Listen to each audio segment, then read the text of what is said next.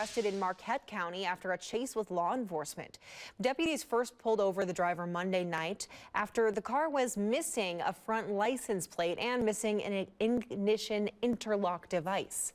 He sped off, going 82 miles an hour in a 55 zone, and at one point almost hit a patrol vehicle.